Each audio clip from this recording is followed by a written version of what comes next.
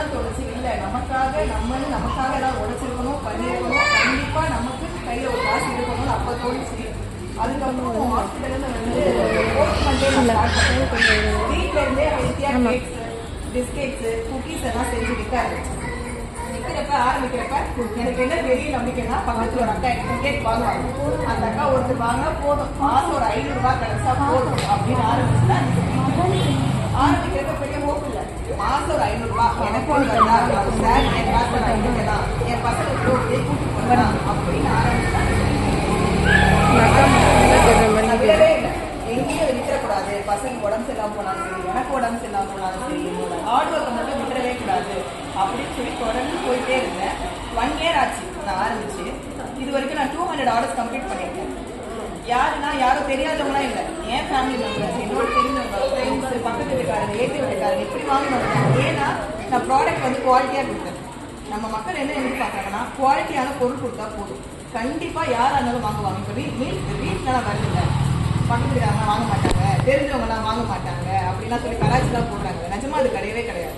நம்ம குவாலிட்டியான பொருள் கொடுத்தோம்னா, நம்ம தைரியமா பண்ணோம்னா யாருனாலும் வாங்குவாங்க, கண்டிப்பா வாங்குவாங்க. ஏன்னா நம்ம குவாலிட்டி தான் நம்ம பேசணும், வேறு எதுவுமே பேசாது. நம்ம பொருளோட குவாலிட்டி நம்ம பேசணும். நம்ம கிட்ட வாங்கி பழகிட்டாங்கன்னா கண்டிப்பா எதுவுமே நம்ம கிட்ட வாங்குவாங்க.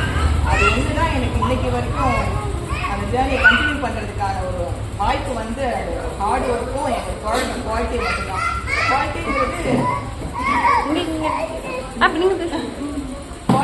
குவாலிட்டி மட்டும் கொடுத்தா பத்தாது, டைமிங் வேணும், கரெக்டான டைம் டெலிவரி பண்ணணும், நம்ம சொன்னோன்னா அது ரேட்டுக்கு முடிக்கணும், நம்ம வந்து பேசுற விதம் இருக்கு, இது எல்லாமே கத்துக்கலாம்.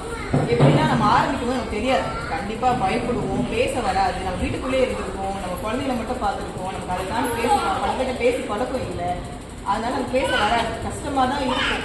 பட் நம்ம ஒரு விஷயத்தை தாண்டி வரோம்ல, எல்லாருக்கிட்ட பேச கற்றுக்கணும்.